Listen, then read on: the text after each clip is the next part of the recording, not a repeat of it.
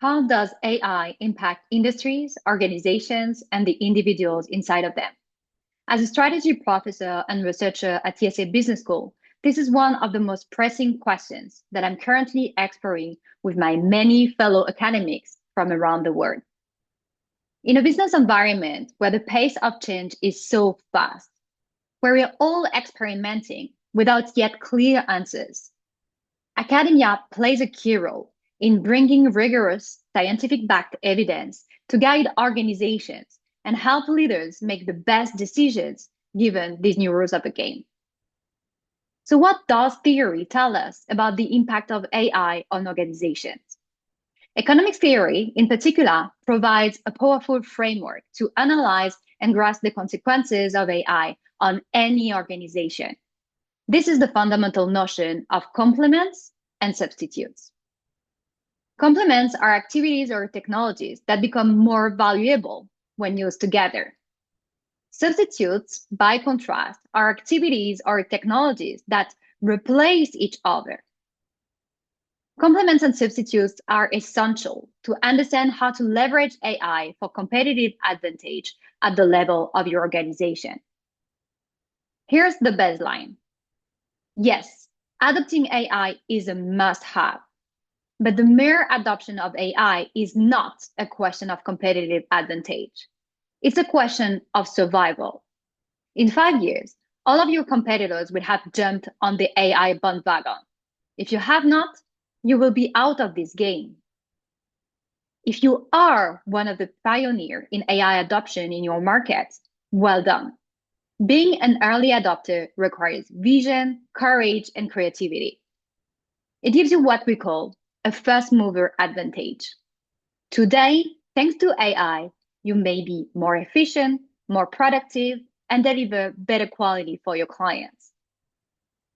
But as your competitors jump over the AI bandwagon, one after the other, your first mover advantage is likely to erode because best practices do diffuse over time. Because your competitors get access to the same AI solution providers.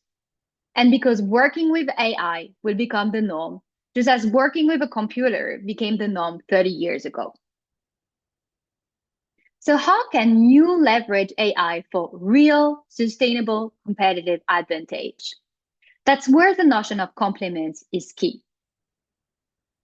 AI will be a source of sustainable competitive advantage for your organization if and only if it works as a complement to the core resources and capabilities that make you unique, that make you stand out from your competitors. And that's not something that I find particularly exciting as a strategy scholar, because it's a unique opportunity for every organization to go back to asking themselves the core strategy questions. What makes you different? What is unique about your organization which gives you an edge over competition? What is the key source of your competitive advantage? These seemingly old questions are more important than ever in the age of AI. So let's get more practical here. What does it mean for the legal industry? As a law firm, what makes you different may be domain expertise. You build deep knowledge in specific types of matters or transactions. Your creativity. Sometimes the best solution is not the standard answer from the books. You think out of the box to design the best solution for your client's toughest problems.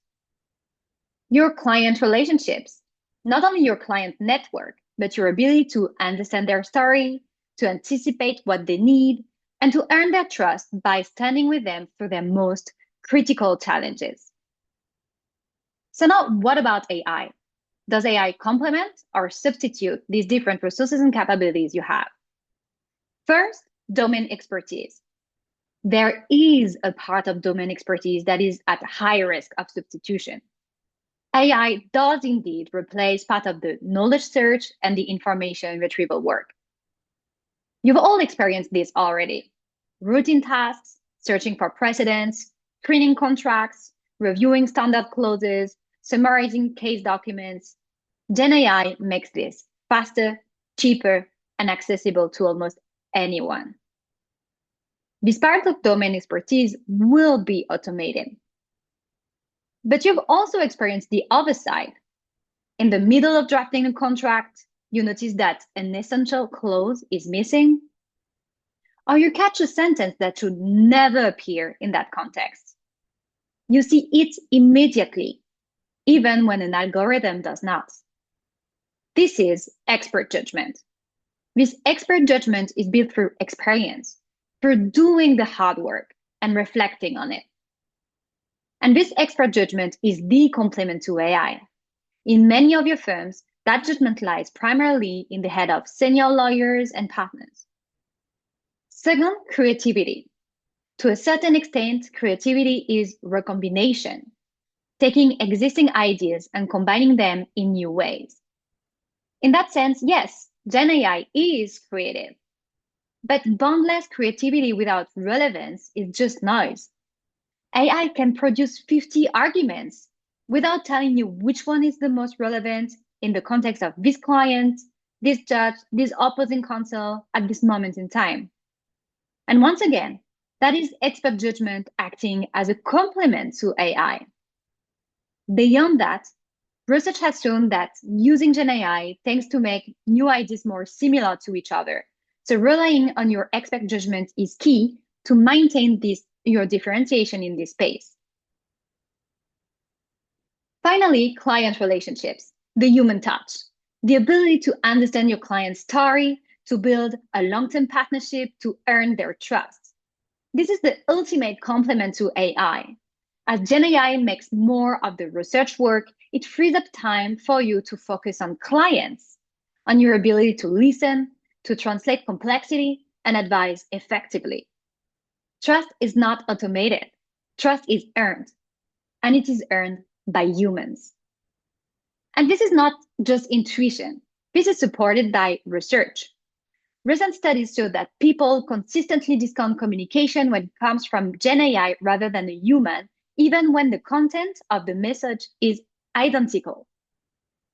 And we start seeing this in the business context as well. For instance, the fintech company Klarna had to revert its transition to Gen AI customer service because customers prefer to talk with humans. So what do these complements to AI have in common? They all rely on the human touch. They live in expert judgment, non-codified expertise that come from experience, and social skills. The ability to connect, to understand, and interact with not only your clients, but all parties involved. Because the legal industry is a human capital intensive industry, your main asset is your people, both the individuals you're hiring and the way your organization shapes them through your processes, exposure, and mentoring. As you all know very well, individuals, lawyers, are at the very center of this industry. So what does AI mean for you, individuals, for every one of you in this room? First, of course, you should all integrate Gen AI into your daily work to understand where it helps, where it does not, when to rely on it, when to override it. You all need to become proficient with Gen AI because that is just the new standard way of working. Second, the complements and substitutes framework also applies at the individual level. Some of the skills you use today are substitutes to AI. This will lead to automation. But other skills are complements to AI. Expert judgment, client relationships, negotiation, and advocacy. Focus on developing those skills that complement AI. Focus on AI augmentation. The rise of Excel spreadsheets in the 80s provides an insightful parallel. Before Excel, much of accounting work was manual bookkeeping, writing numbers into boxes, checking totals, doing basic calculations by hand. When spreadsheets arrived, people worried. Excel clearly automated a central part of their job. And indeed, the bookkeeping role declined. But something else happened. A new, higher value profession rose. Bookkeeper became financial analysts. Instead of spending time writing the numbers, they spent time interpreting them, advising leadership, informing strategy, shaping decisions. Excel didn't eliminate accountants. It elevated those who focused on complementary skills, judgment, interpretation, and business understanding. The same is happening now with AI. Many professions, including yours, will be reshaped. Focus on the complementary skills. You will be able to ride the AI wave. Yet, to me, there are three key questions that remain to be answered today. The first one is, what does talent development look like in a world where entry-level work gets reshaped, but expert judgment is more valuable than ever? Let's go back to domain expertise. Many of the tasks that Gen AI is now automating, search, information retrieval, reviewing precedents, these are exactly the tasks we have historically assigned to junior talents. And for a reason. It is by doing this work, by searching for hours for the right precedent, by comparing clauses across contracts, by repeating the same tasks over and over again in different contexts, that young lawyers develop the pattern recognition, the judgment, the intuition that later make them experts in their field. These tasks have been the training ground for junior talent in professional services for decades. Not only in law firms, it's also true in strategy consulting or in investment banking. And we are already seeing this happening on the ground.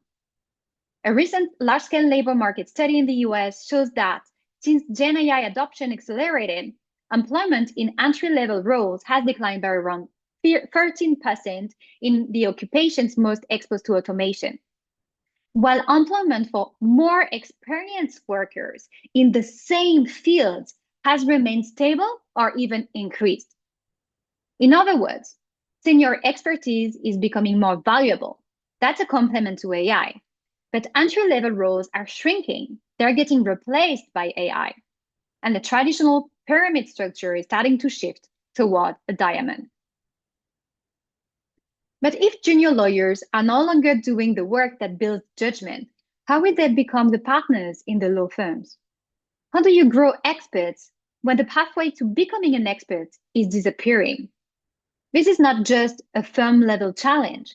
This is an industry-level puzzle that all the profession needs to tackle, and one in which higher institutions as well, higher education institutions as well, just like mine, must play an active role. We will likely need to rethink how we teach, how we mentor, and how we structure early career learning to ensure that the next generation can still develop the judgment that AI cannot replace. To me, this is one of the most urgent questions of the AI era in the professional services industry. How do we continue to grow expertise in a world where the training task gets automated? The second question, how do we rethink a business model built on time in a world where part of the execution has become instantaneous?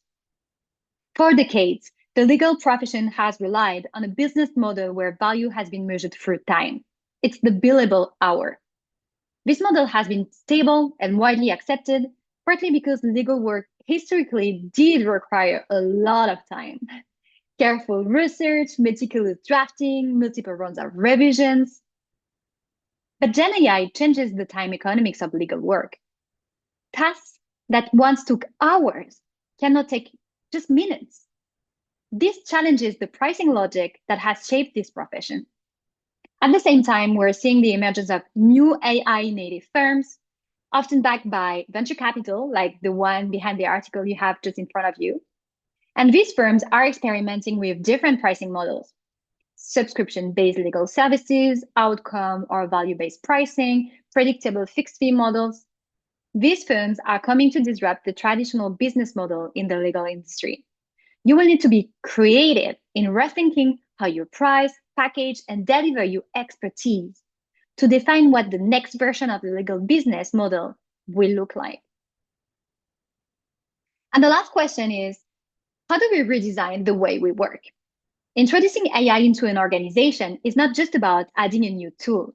It often requires redesigning the way we work. History gives us an insightful parallel on this. When electricity first arrived in factories, Most owners simply replaced the steam engines with an electric motor, but left everything else the same. The layout, the processes, the management style, and productivity just did not change.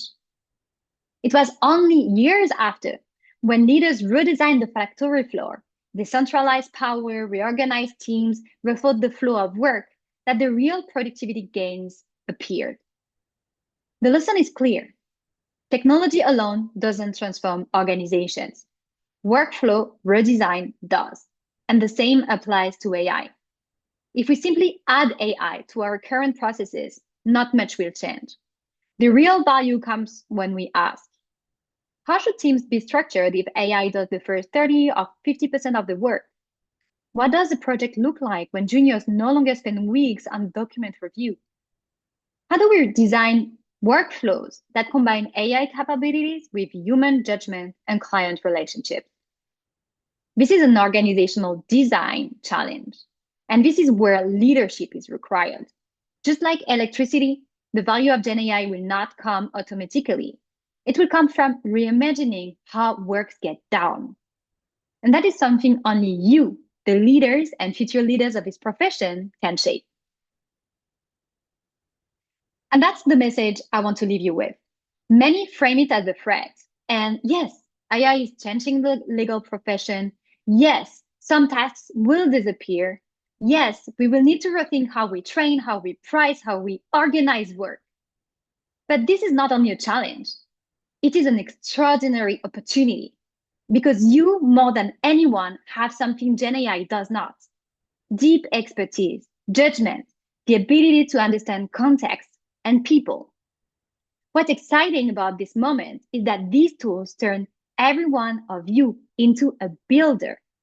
You can design new ways of serving clients, you can launch new practices, new offerings, and even new types of firms. You can use AI to scale the impact of your expertise beyond what was previously possible. Look at Harvey, one AI founder, yes, but also one legal founder. Neither could have done it without the other. The innovation came from the combination of AI tools and deep domain expertise. The future of the legal industry will be shaped by those who embrace these moments with an entrepreneurial mind, creativity, and leadership. The future is yours to build.